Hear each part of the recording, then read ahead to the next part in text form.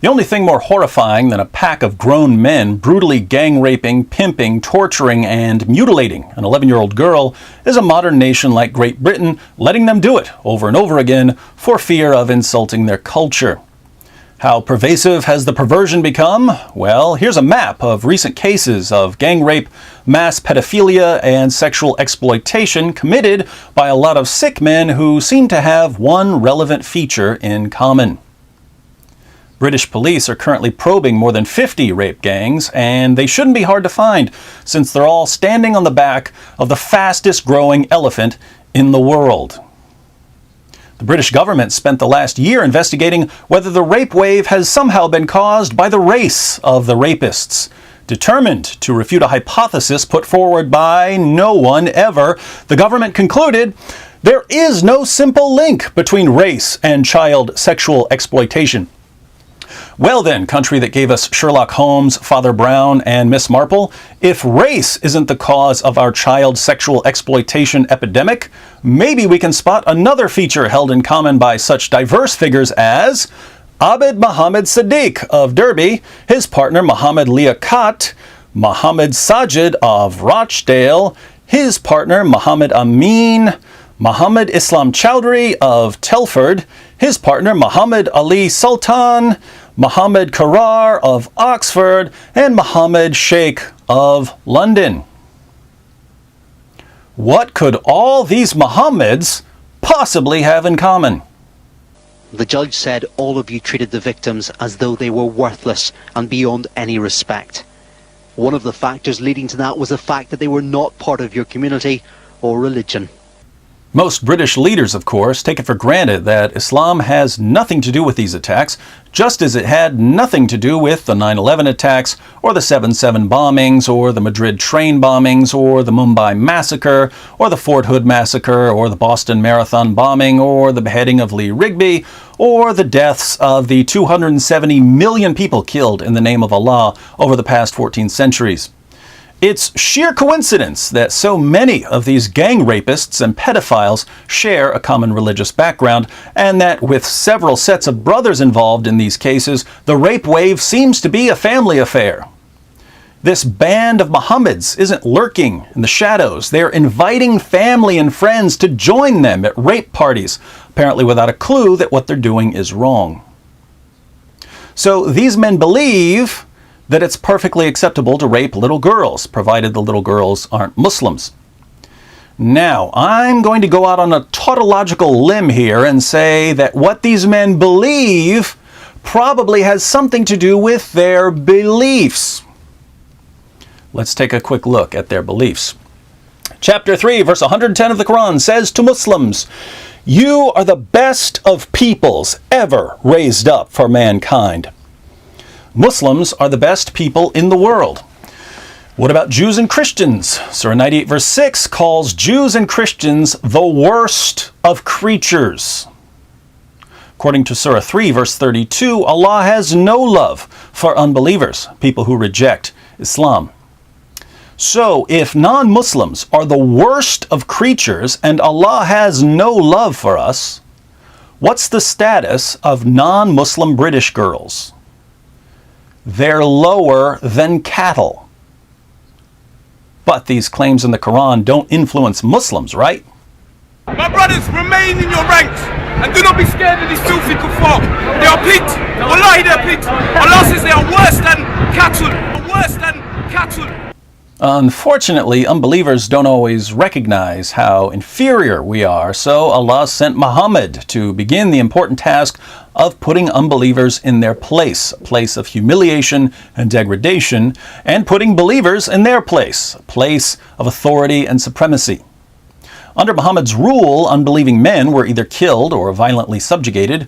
Unbelieving women who were captured became the sex slaves of Muslim men. Sincere Muslims today look back to the time of Muhammad as the glory days of Islam, the Prophet and his companions marching out and subduing people in the name of Allah.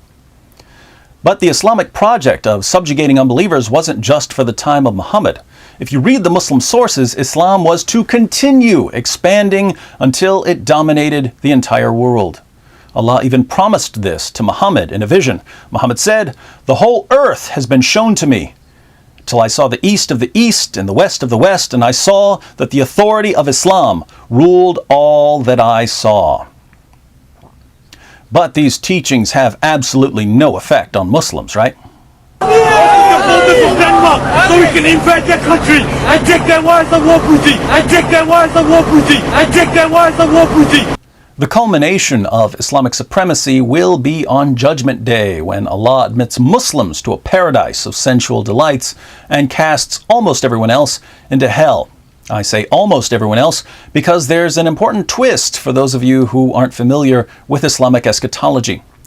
Christian and Jewish men will go to hell, but according to Muhammad in Sunan Ibn Majah 43:37, the wives of these Christian and Jewish men will enter paradise, where they will be given to Muslims as sex slaves, in addition to their virgins, of course. The history of Islam, then, from beginning to end, is supposed to go something like this.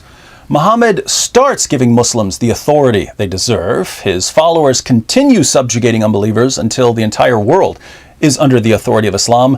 And finally, Allah makes the arrangement permanent. Now, take a look at the world around you.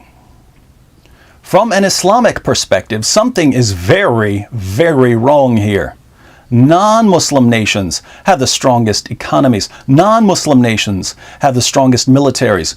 Muslims are fleeing Islamic countries as fast as they can get visas. Is this what Muhammad said would happen? Of course not. Muslims are superior, and the world is supposed to reflect that. But the world just won't cooperate. If you're a Muslim immigrant driving a taxi in the UK, you're taxiing people who are inferior to you. If you're a Muslim serving kebabs to British girls, you're serving kebabs to girls who are supposed to be your sex slaves. Bitterness and resentment grow, and at the end of the day, there are only a few ways you can set the world right, even if briefly. You can start patrolling the streets and enforcing Sharia, screaming orders at all the inferior unbelievers. So Muslim Patrol, move away from the mosque. I call it, obviously, to not dress like that in Muslim area. It's a Muslim area. Or you might go a little further and slaughter an unbeliever, putting the fear of Islam into the entire population. Do you think David Cameron is going to get caught in the street when we start busting our guns? Do you think your politicians are going to die? No, it's going to be the average guy like you and your children. Or you can climb on top of an 11-year-old British girl, degrade her in every possible way, and show her again and again what utter contempt you and your Muslim brothers and your God have for worthless creatures like her, creatures who, according to Allah Himself, are only fit to be the sex slaves of Muslims.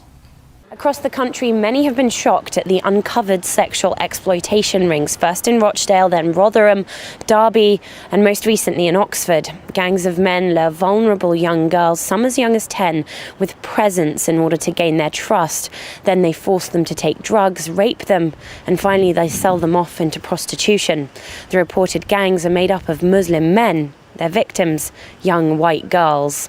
In a sane world, politicians and the media would relentlessly confront any ideology that produces such sickening disdain for some of the most vulnerable people in our society.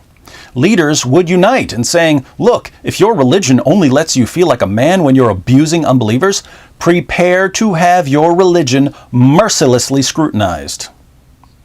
Instead, they assure us that Islam can't be a problem. After all, most Muslims live perfectly normal lives. While I'm willing to grant that most Muslims live far better lives than their religion commands them to live, this has nothing to do with whether we should criticize Islam. Saying that we shouldn't be concerned about the effects of Muhammad's teachings because most Muslims don't turn to rape or violence is kind of like saying that we shouldn't be concerned about the effects of smoking because most smokers don't get lung cancer, or that we shouldn't be concerned about the effects of drunk driving because most drunk drivers don't end up killing anyone.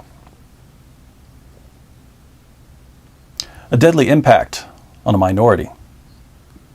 is still deadly.